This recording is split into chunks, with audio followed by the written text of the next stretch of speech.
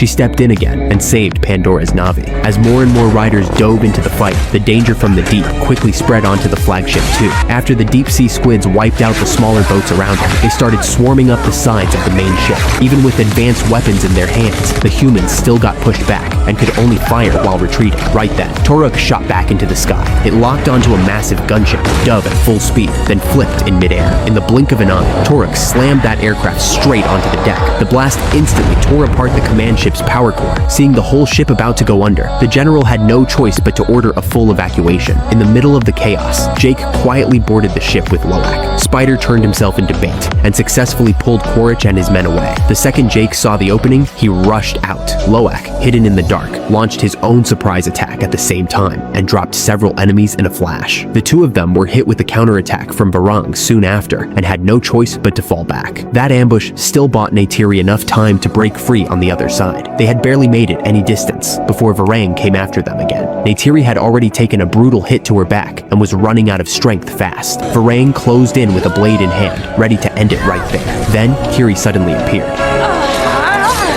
Leave my mother alone.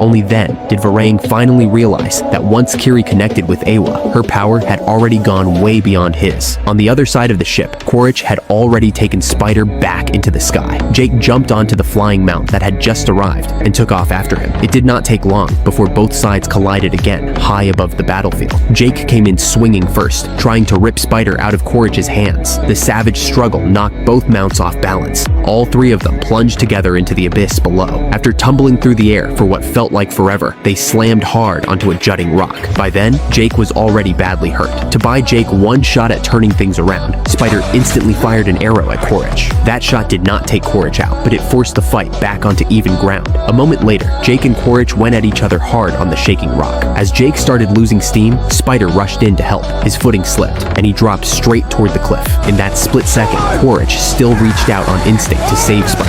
At that moment, the twisted and suffocating bond between father and son finally came into the open. Then, Jake used every bit of strength he had left to pull both of them back up. Looking at the badly wounded Quaritch in front of him, Jake wanted to try one more time and talk him down. Then, Neytiri arrived with the rest of the family. The second Neytiri saw Quaritch, she moved to kill him. Jake stepped in fast and stopped her. Quaritch knew better than anyone that he had nowhere left to go. He gave everyone one last look, then jumped off the cliff himself.